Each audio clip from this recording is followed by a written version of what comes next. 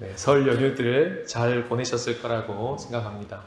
아마 온라인으로 또 오프라인으로 여러 이제 지인들과 가족들하고 축하 메시지 또 축복의 메시지를 함께 나누셨을 것 같습니다. 이런 평범한 일상의 메시지에도 마지막이라고 하는 단어가 붙게 되면 좀 더 의미심장하게 되죠. 예를 들어서 우리의 가족 부모님이 돌아가시기 전 마지막으로 하신 한마디 말씀, 그 말은 좀 남다르게 다가오게 됩니다. 또 내가 사랑하는 지인인데 그 지인과 나누었던, 그 지인이 세상을 떠나고 그 지인과 나누었던 마지막 카톡 한 줄, 굉장히 의미심장하게 다가오지 않겠습니까? 여러분은 만약에 마지막으로 나의 사랑하는 가족에게 또는 자녀에게 마지막 한마디를 남긴다면 뭐라고 남기시겠습니까? 그걸 유언이라고 하죠. 중학생들을 데리고 유언장 쓰기 나누기를 한번 해본 적이 있습니다. 얘네들이요 얼마나 진지하게 쓰는지요. 나누다가 한 애가 울었어요. 그러더니 전부 다 우는 거예요. 갑자기 분위기가 진지해졌습니다. 펑 울다가 다시 가슴을 쓸어 내리고는 확 떨리는 목소리로 유언장을 실감나게 읽어가는 거예요. 그러면서 정말 마지막에 선 것 같은 그런 유익을 경험한 적이 있었습니다. 그것이 우리에게는 큰 유익이죠. 오늘부터 시작되어서 이번 한 주 지나가게 될 여호수아의 마지막 이제 끝자락인데요. 그 본문은 여호수아의 유언을 보게 되는 것입니다. 무엇을 시작하는 자리에서 끝자리를 생각한다는 것은 굉장히 유익합니다. 요즘 특히 비행기 탈 때 그런 자세와 태도가 자동적으로 되지 않습니까? 그 자세가 굉장히 유익합니다. 영적으로. 오늘이 마지막일 수도 있겠다.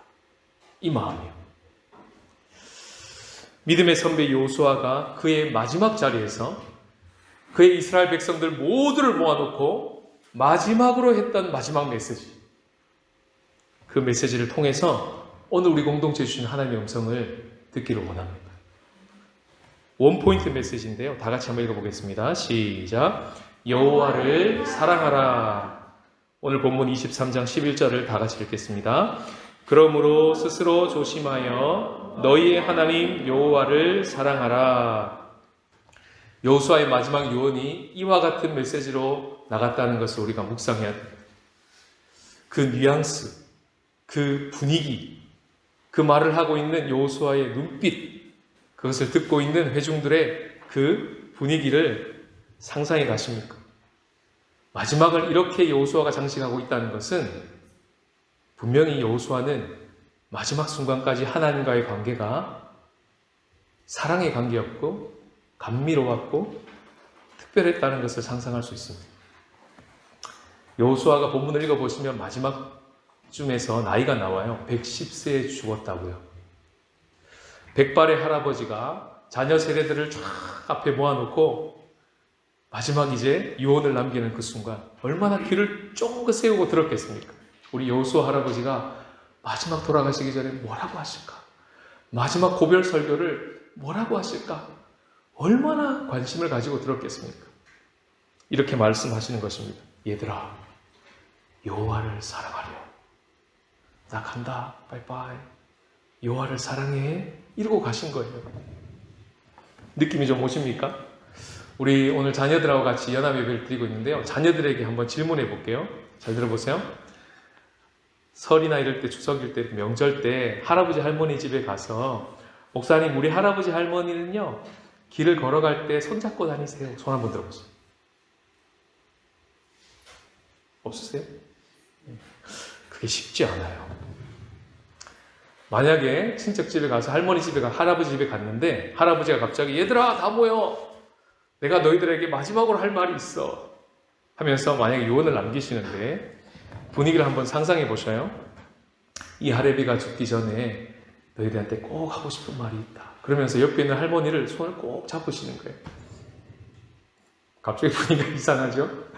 꼭 잡으시면서 얘들아, 너네들의 마지막도 이랬으면 좋겠다. 자식이 너희들의 첫 번째가 되지 않도록 하렴. 부모도 너희들의 인생의 첫 번째가 되면 안 된다. 항상 너희들의 인생의 첫 번째는 배우자여야 돼.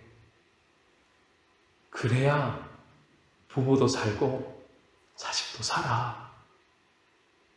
알겠지? 하고 마지막 요원을 남기셨다고 한번 상상을 해보십시오. 그 분위기하고 비슷해요. 그 배우자라는 자리에 하나님을 넣은 거예요. 여호수아가.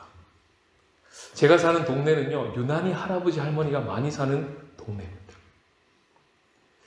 근데요, 대부분 혼자신 것 같아요. 대부분 휠체어를 타고 다니시고요. 뒤에 도우미가 있고 그런 분들이 대부분인 것 같아요. 근데 가끔, 정말 가끔 두, 네 분이 걸어가시는데 손을 잡고 걸어가시는 분이 있어요. 여러분, 백발의 할아버지 할머니가 길을 걸어가시면서 산책하시면서 손을 잡고 걸어가시는 모습을 보면 여러분 마음이 어떠십니까? 감동적이지 않아요? 지금 분위기가 그렇다는 겁니다.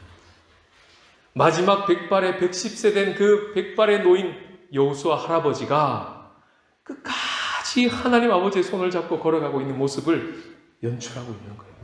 보여주고 있는 거예요. 그가 쓰는 언어를 한번 보셔요. 이제 이번 한 주를 지나면서 이 본문을 만나시게 될 텐데 22장 5절에 보시면요. 너희의 하나님 여호와를 사랑하고 이렇게 말합니다. 또 친근히 하고 이런 메시지가 나가요. 너희의 마음을 다하여 성품을 다하여 그를 섬겨라. 23장 8절에 보면 여호와를 가까이 하기를 오늘처럼 너희들이 하고 있는 것처럼 그렇게 해. 23절에 보면 너희의 마음을 여호와께로 향해야 된단다. 유언의 느낌과 뉘앙스가 이렇습니다. 마음뿐이겠습니까? 여호수아가 이런 유언을 할 때 회중들이 들었을 때 마음으로만 사랑해야지 그렇게 들었을까요? 그 여호수아가 지금 살아생전에 하나님을 사랑하라는 그 메시지 안에 담겨있는 그 여호수아를 통해 손과 발을 통해 하나님을 어떻게 사랑했는지 알았던 백성들은 실감나게 듣지 않았을까요? 무게감 있게 듣지 않았을까요? 그 말이 무슨 말인지 알아듣지 않았을까요?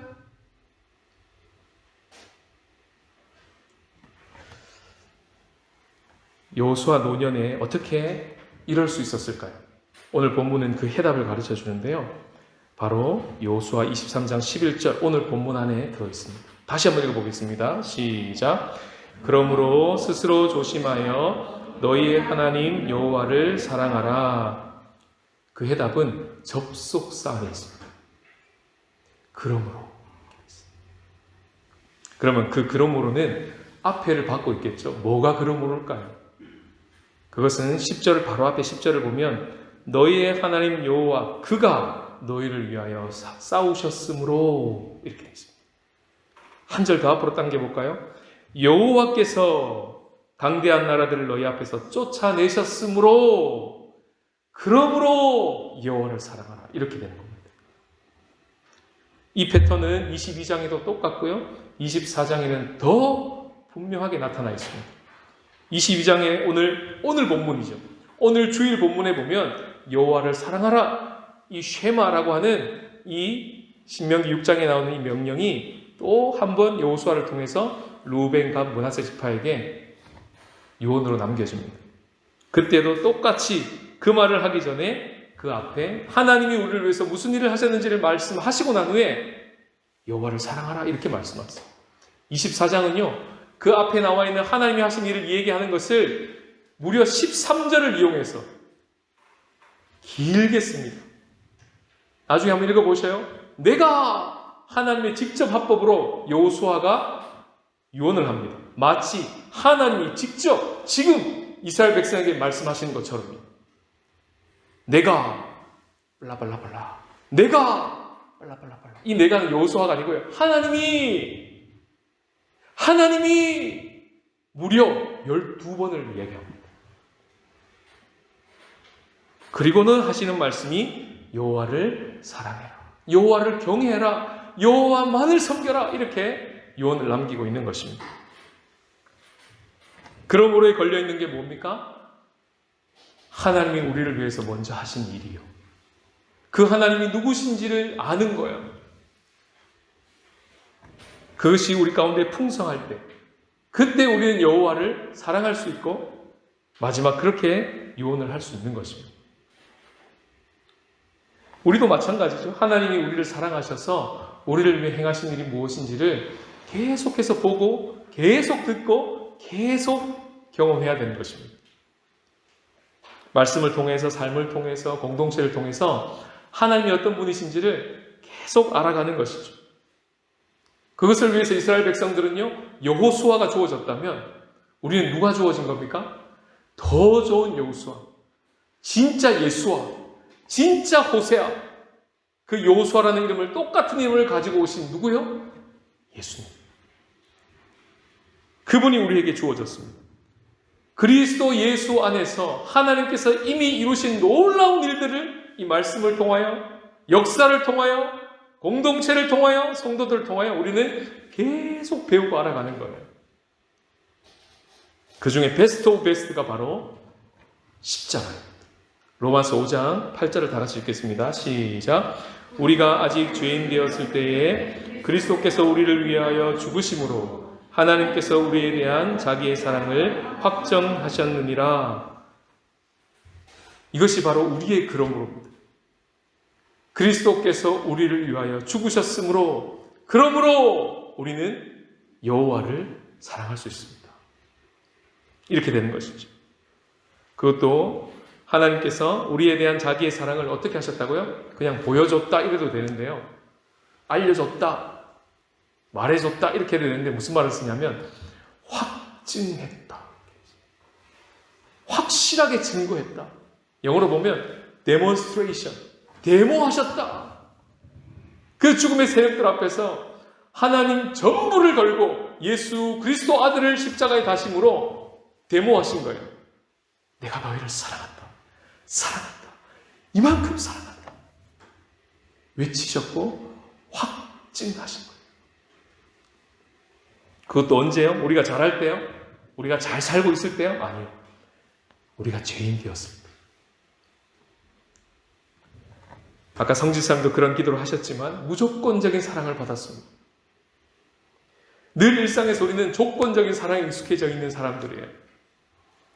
그런데 그리스도를 통해서 무조건적인 사랑을 받게 되었고, 그로 인해서 하나님에 대한 감각이 살아나기 시작했습니다.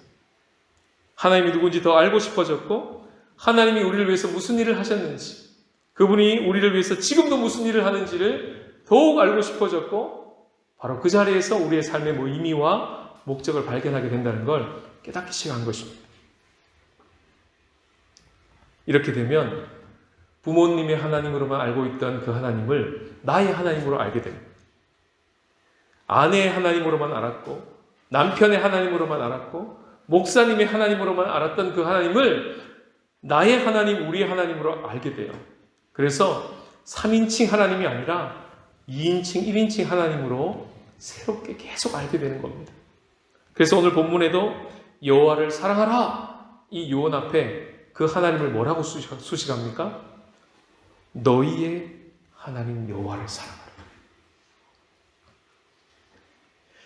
여호수아를 마치면서 여호수아 저자는요, 이스라엘 백성들이 언제까지 여호와를 섬겼는지 딱 기록해 놓고 있습니다.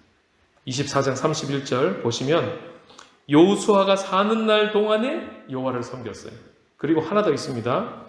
여호수아 뒤에 생존한 장로들, 곧, 이게 중요해요. 여호와께서 이스라엘을 위하여 행하신 모든 일을 아는 자들이 사는 날 동안, 그때 동안만 여호와를 섬겼던 거예요. 그리고는요, 여호와를 못 섬겼습니다. 여호수아 이어 사사기에서 그것을 나타내주고 있죠. 사사기 2장 10절을 다 같이 읽겠습니다. 시작. 그 세대의 사람도 다 그 조상들에게로 돌아갔고, 그 후에 일어난 다른 세대는 여호와를 알지 못하며 여호와께서 이스라엘을 위하여 행하신 일도 알지 못하였더라. 두 가지를 몰랐어요. 여호와를 몰랐고요, 여호와께서 우리를 위해서 행하신 일을 자녀 세대가 몰랐습니다. 아무도 얘기해 주지 않는 거예요.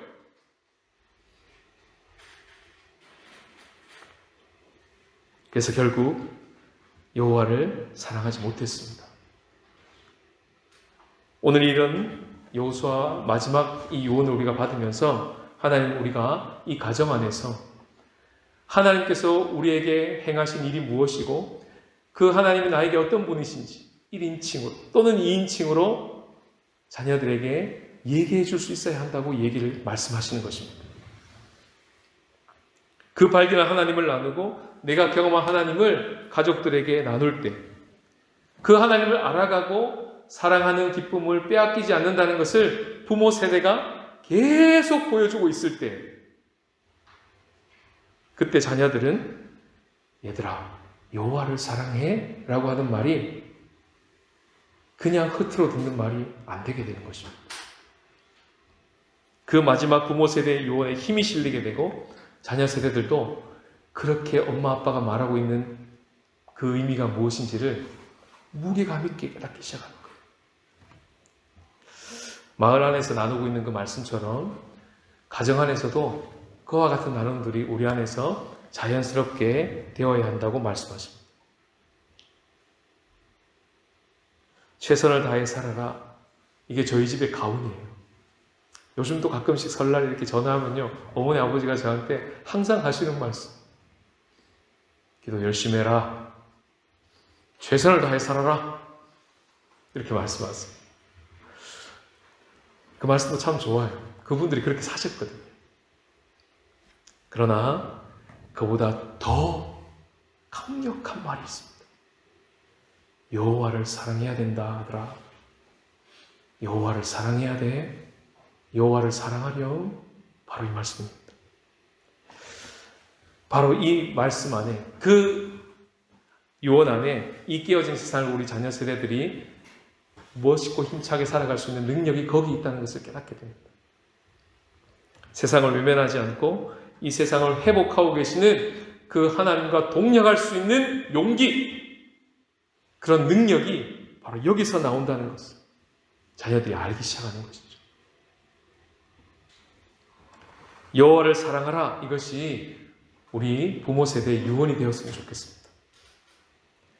그리고 이 말에 우리의 진심이 실리고 전심이 실리고 전부의 삶이 실렸으면 좋겠습니다. 그래서 이 말을 듣는 우리 자녀 세대가 엄마 아빠가 그 말을 하는 말이 무슨 말인지를 알아들었으면 좋겠습니다. 그런 소망함이 말씀을 준비하면서 저에게 계속 부어졌던 것입니다. 이런 은혜가 여러분들의 가정에 함께 있으시기를 축복합니다. 이렇게 설교 마치면 너무 좋은데, 그죠? 딱 짧고.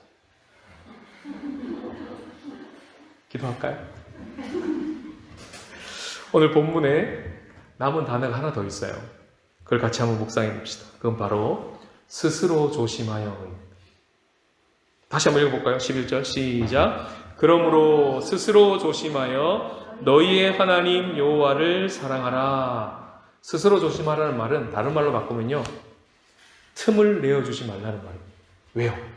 하나님이 우리를 향한 사랑이 물 셀 틈 없는 사랑이기 때문에, 다시 말해서 전심의 사랑이기 때문에 너희들로 여호와를 향하여 물 셀 틈 없는 전심의 사랑이어야 한다. 그래서 여호수아의 본문에서는 이것을 어떻게 말하냐면요, 오늘 큐티 본문에 나왔죠. 너희도 마음을 다하여 성품을 다하여 여호와를 사랑하라. 오늘 이렇게 되어 있습니다. 이것이 신명기에서는 유명한 쉐마라고 해서 모세의 입을 통해서 설교를 통해서 나가게 되는데, 그게 원조입니다. 거기 보면 마음을 다하고 뜻을 다하여 힘을 다하여 여호와를 사랑하라. 나중에 예수님이 서기관이 와가지고 율법학자가 와서 예수님, 이 성경의 가장 중요한 게 뭡니까? 예수님이 이렇게 얘기했습니다. 하나님을 사랑하라. 끝. 그리고 하나 더 있거든. 이웃을 네 몸처럼 사랑하라.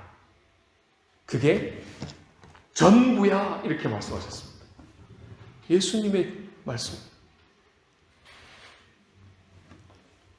이 전심의 사랑을 받으면 반드시 나타나는 현상이 있는데, 그건 뭐냐면 이 마음이 나뉘어지는 것을 견디지를 못하는 거예요. 이것을 극적으로 나타나서 경험하게 될 때가 바로 갓난아기 때입니다. 여러분 기억 안 나시죠? 여러분 우리 자녀 세대들 클 때 어떻게 큰 줄 아세요? 엄마 아빠가 조건 없는 풍성한 사랑을 부어주니까요. 엄마 앞에 품에 안기면 그게 세상의 전부를 얻는 기분이라 말할 수 없는 평안함이 있거든요. 그러다가 갑자기 옆에 있는 김집사님한테 자 안겨봐. 그러고 딱 주면 여러분들 어떻게 하는 줄 아세요? 에 하고 울어요. 왜 그럴까요? 낯가림 때문에. 전문가는 이 낯가림이 자신의 부모와 안정애착에 들어가 있습니다. 부모님과 좋은 관계의 형성이 되어 있다는 증거입니다. 라고 가르쳐 줍니다. 즉, 낯가림은 반드시 있어야 된다라고 가르쳐 줘요. 왜 낯을 가릴까요? 아이에게 엄마, 아빠는 전부거든. 마음이 나뉘어지는 걸 견디지를 못하는 거예요. 바로 웁니다. 에이 하고요. 그리고 다시 엄마 품에 가면 어떻게 됩니까? 그쳐요. 애들은요, 마음이 나뉘는 걸 견디지를 못하는 겁니다. 부모로부터 부어지는 사랑이 전심이고 전부이기. 지난주에 온 가족이 예배를 드리러 오다가 차 안에서 갑자기 우리 막내딸이 고함을 확 지르더니 지르는 순간 눈물이 뚝뚝뚝뚝 흘리면서 으아 하고 우는 거예요. 왜일까요? 맞춰보세요. 왜 울었을까요? 정말 동시에 일어났어요. 으아 하고 눈물이 쭉 흘렀어요. 왜 울었을까요?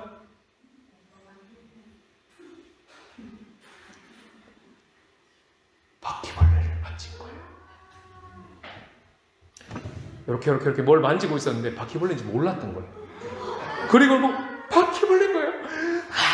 하고 뭐 계속 우는데요. 제 마음에 뭐가 하나 이렇게 쿵 하고 떠오르는 것 같았어요.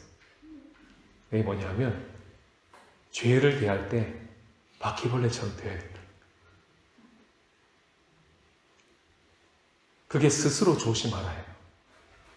하나님이 우리를 향해서 전심의 사랑이 부어진 것을 받게 되면 그 전심의 사랑 앞에 내 마음이 나뉘어지는 것을 갓난아기처럼 견디지를 못하는 거예요. 여러분, 여러분의 아빠가 만약에 엄마한테 여보, 난 여보가 나의 삶의 first, 첫 번째야. 그리고 나에게 세컨드가 있거든. 견디시겠어요? 이 말을? 못 견뎌요. 견딜 수가 없어요. 왜요? 우리 엄마가 아빠를 향한 사랑이 전심. 물 셀 틈 있다고요? 있으면 난리 나는 거예요. 끝장나는 거예요. 다 망가지는 거예요. 그게 스스로 조심하라요. 여러분, 낯선 사람이 여러분 집에 갑자기 문을 열고 딱 들어갔는데 낯선 사람이 딱 발 꼬고 이렇게 앉아있으면 어머! 누구신가요? 처음 뵙겠습니다. 반갑습니다. 이러실 거예요? 하인이처럼 반응하시지 않을까요? 와, 그러지 않을까요? 여러분, 우리 마음에 바퀴벌레보다 더 무서운 염려, 걱정, 작은 내 마음을 하나님께로 향하지 못하게 하는 작은 생각 하나 똑 떨어지는 거, 그걸 어떻게 대하라고요? 바퀴벌레처럼 대하라고요. 낯선 집에 들어와 있는 낯선 사람 대하듯 하라고요. 그게 스스로 조심해요. 그래서 여호수아를 계속 읽어보면 22장에도 그런 장면이 나옵니다. 이제 르우벤, 므낫세 간지파 선봉되었죠. 우리를 위해 안 싸워도 될 사람이 자식, 와이프 다 자기 집에 놔두고 선봉대로 와서 요단강 건너와서 우리를 도와준 분들, 고마운 분들, 그분들이 이제 모든 사역을 마치고 자기 집으로 돌아갈 때 돌아가는 여정길에서 제단 하나를 세웁니다. 근데 여호수아와 거기 있던 9개 반지파 사람들이 자기들 실로에 있는 그 여호와의 제사를 드리는 그 똑같은 제단을 올려 세우는 줄 알고, 자신을 배반하는 줄 알고, 하나님을 배신하는 줄 알고 달려갔던 이야기가 그 다음 이야기입니다. 그때 반응을 성경은 이렇게 기록합니다. 다 같이 읽겠습니다. 시작. 이스라엘 자손이 이를 듣자 곧 이스라엘 자손의 온 회중이 실로에 모여서 그들과 싸우러 가려 하니라. 듣자. 어떻게 해요? 곧 죄에 대한 민감함입니다. 그렇게 반응하는 거예요. 여호수아가 이스라엘 지도자들을 모두 모아놓고 선한 말씀이 다 응하였다 멋지게 유언합니다. 그런데요, 거기서 멈추지 않고 스스로 조심하지 않고 틈을 내어준다면, 만약 너희들이 그렇게 한다면 불길한 말씀도 하나도 남기지 않고 너희들에게 응할 것이라고 경고합니다. 그것도요, 아름다운 땅에서 멸하리라 이렇게 3번을 반복해요. 아름다운 땅에서 멸하리라. 반어법이죠. 아름다운 땅에서 멸하리라. 그 아름다운 땅을 하나도 경험하지 못할 것이다. 그리고 마지막 3번째는 부사 하나를 붙이는데 이렇게 붙입니다. 속히 멸하리라. 죄의 파국성. 여호수아는 요원을 할 때 이걸 놓치지 않습니다. 스스로 조심할 수 있도록 경종을 울려주는 것이죠. 얘들아, 따뜻하게만 듣지 마. 경종을 울려야 돼. 죄에 대하여 바퀴벌레처럼 대해야 되는 거야. 정신 똑바로 차리고 여호와를 사랑해야 되는 거야. 이렇게 경종을 울려주고 계신 거예요. 지금은 성령께서 그 역할을 하십니다. 성도들이 서로 그런 역할을 하고 있습니다.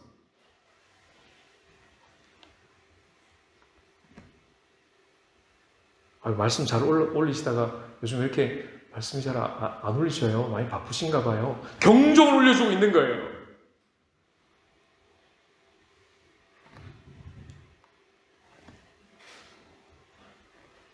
여호수아를 읽어볼 때 계속 반복해서 나왔던 주제가 있죠. 열심히 싸웠는데 그 가나안 족속을 쫓아내지 못했더라. 열심히 싸웠는데 그 여부수 족속만큼은 쫓아내지 못했더라. 이 족속만큼은 진멸하지 못했더라. 남겨두었더라. 이게 계속 반복됩니다. 그리고는 유언에 와서는 그것을 종합하듯이 뭐라고 이야기합니까? 그게 너희들의 올무가 될 것이다. 그것이 너희들의 덫이 될 것이며 채찍이 될 것이며 가시가 될 것이다.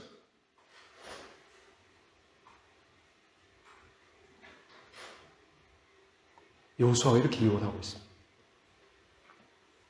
사이렌을 울릴 때 속히 처리하라는 거예요. 시간이 지나가면 늦는다. 요즘 우리나라 정치 세계에서 계속 그걸 보여주고 있죠.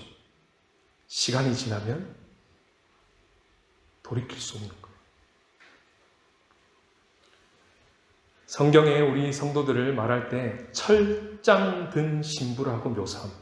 들어보셨습니까? 우리 교회는요, 신부인데요. 어떤 신부냐면 부케를 든 신부가 아니고요. 철장을 들고 있는 신부. 무슨 말일까요? 요한계시록에 나오거든요. 왜 신부가 부케를 들고 있지 않고 철장, 이 무시무시한 칼퇴, 이걸 들고 있죠? 왜요? 죄에 대하여 그렇게 맞서라고요. 하나님을 향해서는 전심의 사랑으로 부케를 들고 주님 사랑해요. 이렇게 한 얼굴을 가지고 있고, 또 반대쪽 얼굴에는 어떤 얼굴을 가지고 있으라고요? 철장을 든 신부와 같이 우리 가정에 침투에 들어오는 죄에 대하여, 내 자녀들의 머릿속에 들어오는 그 죄에 대하여, 우리의 삶에 우리 공동체에 들어오는 그 자그마한 죄에 대하여 어떻게 하라고요? 뭐 그럴 수도 있죠. 인간이 다 연약한데. 그러지 말고 철장을 던지는 거예요. 그렇게 살면 속히 멸망할 것입니다. 이 보통 공동체가 아닌 거죠. 목사님 그렇게 하면 상처받아요. 목사님 그렇게 하면 교회 다 떠날걸요? 그게 서로 이해가 되는 공동체였던 거예요.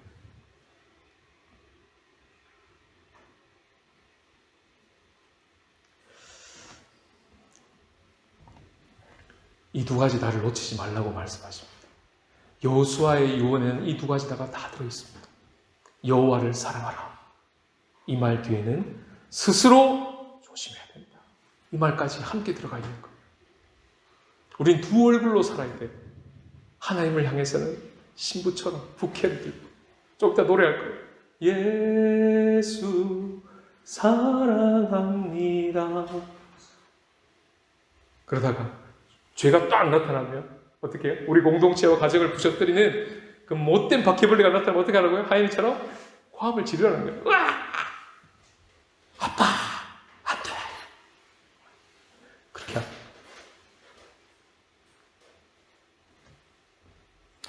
바울이 이런 말을 했습니다. 말세에 고통하는 때가 이르게 될 텐데 그때 나타나는 첫 번째 증상을 이렇게 말했습니다. 다 같이 읽어보겠습니다. 시작. 너는 이것을 알라. 말세에 고통하는 때가 이르러 사람들이 자기를 사랑하며 돈을 사랑하며. 어디에 철장을 던져야 되는지 이제 나왔죠. 말세에 고통하는 때가 이르른답니다. 이르렀습니다. 이미. 세상은 자기를 향하여 자기가 전부라고 계속 외쳐대고 있어요. 더욱 자기에게 칩거해 들어가는 형국입니다. 그리고 돈, 하나님 노릇을 하고 있는 세상에 살고 있습니다. 거기에 대하여 이렇게 자기와 돈을 사랑하지 않고 어떻게 여호와를 사랑하며 살 수 있겠습니까? 가능하겠습니까? 정말 가능하겠습니까? 여호수아서를 끝까지 묵상해 보시면 참 아이러니한 장면이 나옵니다. 백성들은요, 이 여호수아 유언 앞에 한 마음과 한 목소리로 이렇게 얘기합니다. 예, 여호수아 목사님, 제가 진짜 그렇게 살겠습니다. 꼭 그렇게 살겠습니다. 다짐하고 또 다짐합니다. 그러면 분위기가 좋아야 될 거 아니에요. 여호수아 목사님이 박수 치면서 역시 우리 이스라엘 공동체 짱이에요. 저 이제 가도 될 것 같아요. 아니요 하고 가면 되잖아요. 멋있게. 그런데 여호수아는 칭찬은커녕 격려는커녕 너희들이 능히 그렇게 하지 못할 것이라고 초를 치고 갑니다. 24장 19절 이렇게 나와 있어요. 여호수아가 백성에게 이르되 너희가 여호와를 능히 섬기지 못할 것이다. 아니 그러면 왜 스스로 조심하라고 말씀하셨어요? 아니 그럴 거면 못할 거면 왜 여호와를 사랑하라고 말씀하셨어요? 왜 앞에는 그렇게 말씀해놓고 뒤에는 초를 치세요? 질문이 들지 않습니까? 여호수아는 결론을 내립니다. 여러분 불가능합니다. 불가능해요. 이 말세의 때에 자기를 사랑하고 돈을 사랑하는 이 세상 한복판에서 여호와를 사랑하며 스스로 조심하는 거요? 불가능합니다. 여기서 설교 마치면 끝나는 거예요. 이렇게 하신 이유가 있겠죠. 왜 여호수아가 이렇게 끝날까요? 여호수아로 안 된다는 걸 가르쳐주는 겁니다. 이스라엘 백성의 헌신으로, 이스라엘 백성들의 다짐과 열심으로 안 된다는 걸 보여주는 거예요. 자기중심성이라는 죄에 빠진 우리가 여호와만을 사랑하면서 죄를 그 모양이라도 버린다는 거 불가능하다고 가르쳐주는 거예요. 개인만 아니라 공동체가 여호와 한 분만을 사랑하면서 이 세상과는 전혀 다른 방식으로 살아가는 모습들을 통해서 세상 가운데 우리 자녀들 앞에 전혀 다른 대한 공동체로 우리가 세워진다? 불가능하다고 얘기를 해준 겁니다.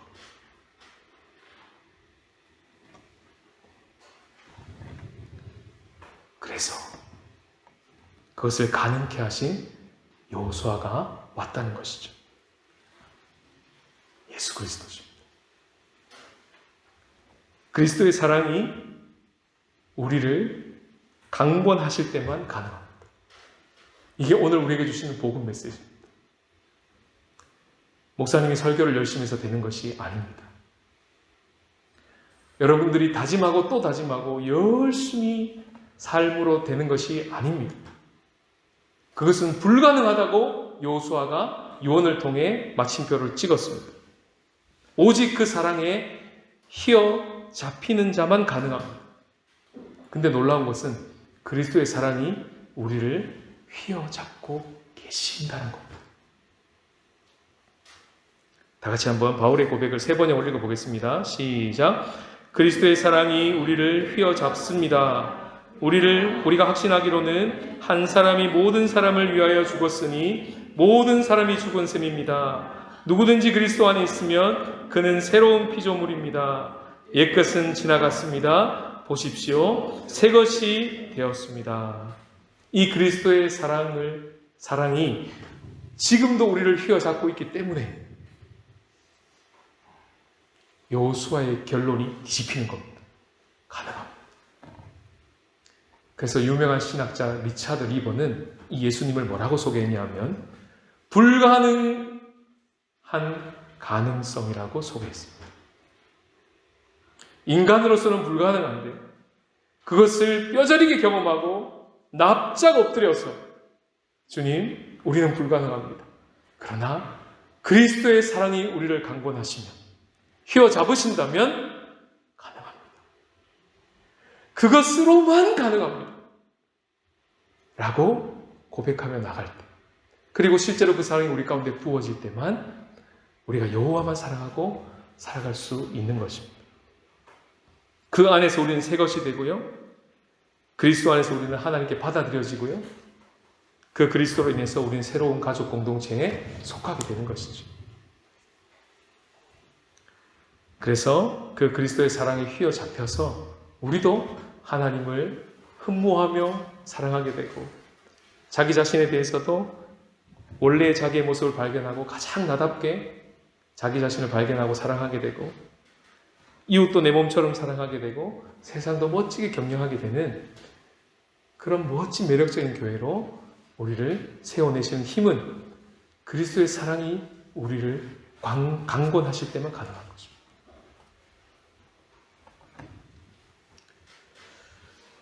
주님이 그 자리로 우리를 초대하십니다. 지금 이와 같은 예배의 자리가 그런 자리입니다. 그리스도의 사랑이 우리를 휘어잡고 계세요. 그것을 경험하든 경험하지 못하든 상관없이 말씀은 실제입니다. 믿음으로 그것을 충분히 경험할 수 있습니다. 날마다 우리 가운데 그분의 사랑이 우리를 강권하십니다. 휘어잡으십니다. 사랑한 나의 아들아, 내 딸아, 내가 그리스도 예수를 십자가에 못 박을 때 너희를 향하여 나의 사랑을 확증했다. 그리고 지금도 그 그리스도의 사랑이 너희를 휘어잡고 있다. 그 사랑 안으로 나오라. 그 사랑의 음성을 들으라.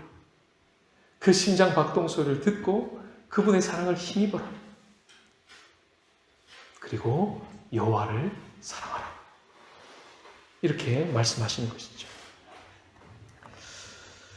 이번 한 주도 여호와 한 분을 더 사랑하시다가 다시 만나기를 축복합니다.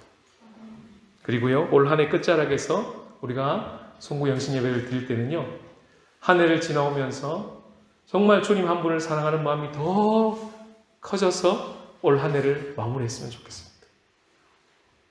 그리고 우리 인생이 마치고 주님 앞에 서는 그날에 우리 자녀 세대들, 우리 다음 세대를 누구든 앞에 앉혀놓고 마지막으로 한마디 해달라고 할 때 여호와를 사랑하라. 이렇게 한마디 남기고 우리의 숨이 멈추어진다면 얼마나 좋겠습니까? 그렇게 말할 수 있고 그 말을 우리 자녀 세대가 알아들을 수 있다면 정말 그와 같은 은혜가 우리 신주국 한국교회 공동체 안에 가정 안에 충만하게 흐르시기를 주님의 이름으로 축복합니다.